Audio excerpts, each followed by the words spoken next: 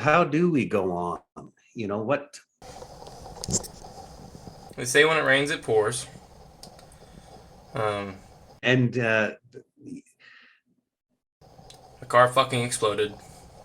Um, my schedule's completely booked up. I'm broke. I'm moving. how do we go on? My tripod is gone. So how do we go on?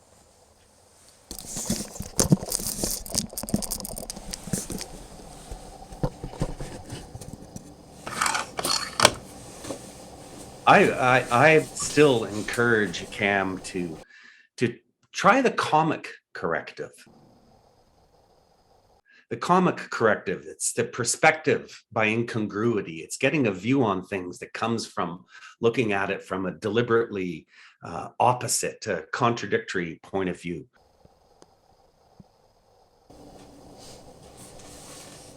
it's been some 150,000 takes later of what I think I might want, but clearly don't know what that would be.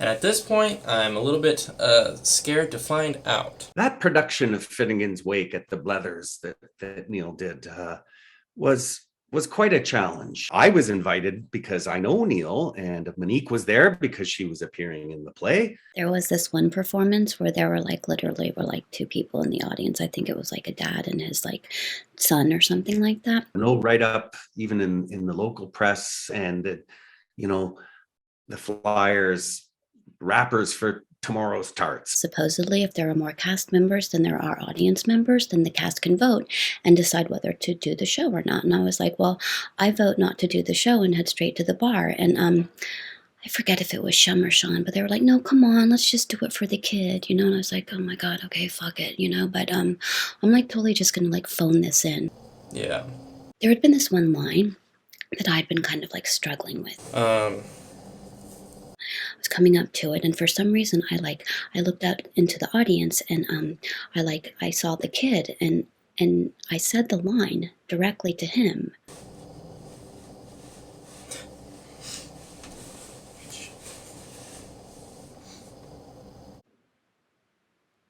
And we just had this this is what it's all about, art and acting. It's not about huge audiences, or thunderous applause. It's about a human connection. I will never forget that feeling, or that kid. It's any old Wednesday. That's the challenge. Life isn't about the peaks of the Saturday nights or the Friday nights. I remember on any old Wednesday, I'd gone out trout fishing with my dad. We went to this little spring creek called Pug's Creek. Pug was apparently my dad's uncle, and he was given this little piece of land. Normally we catch little speckled trout in there, but I think we caught at least 24 fish, and they were good big fish. We stretched those fish out on the little sidewalk in front of the house and took a few pictures, and there was this guy across the street named Spencer who knew someone at the TV station. We were basically slotted, my dad and I, to come on. Trouble is that dad had been nipping at the sherry most of the day, and I was fairly young. I was probably only about 10 years old, and I was getting a little worried because he's getting a little bit tight, and we still had to get up to the TV station and do the interview. This was getting wrong. I was worried about him. I was worried about the fact that we caught about 24 fish when 6 was the limit. But, we were going to be on TV, and we were going to just have to pull this off. On our way, the transmitter literally got hit by lightning. So we didn't end up going on.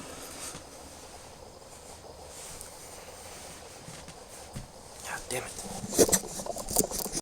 We didn't go on TV that night, and perhaps that's a good thing, but that's the exception. The rule is that that every day it was his sherry that helped him get along. And we face these things in life. We need to challenge them. In that getting on, there is my father comes sliding down Ann Street on a stolen violin.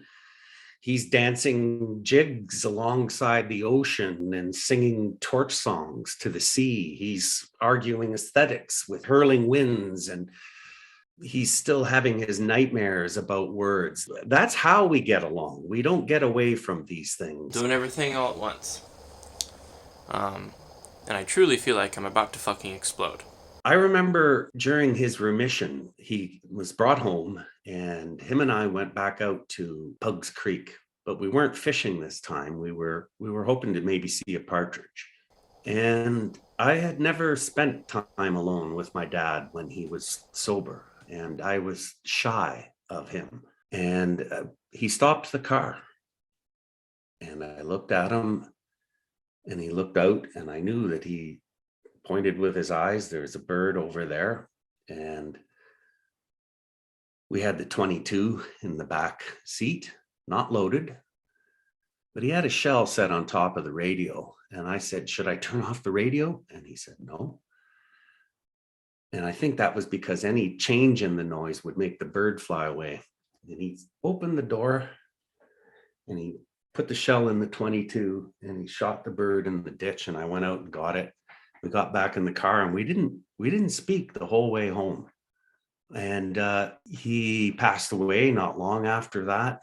And I've never gotten over that shyness. But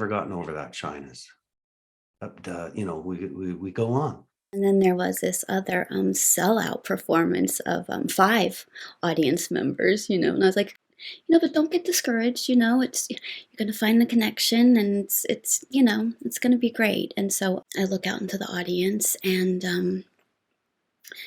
there's one guy, he was sleeping, and then 3 audience members were on their phones, and then the 5th and final audience member was yawning, and I felt nothing. But I did realize something, and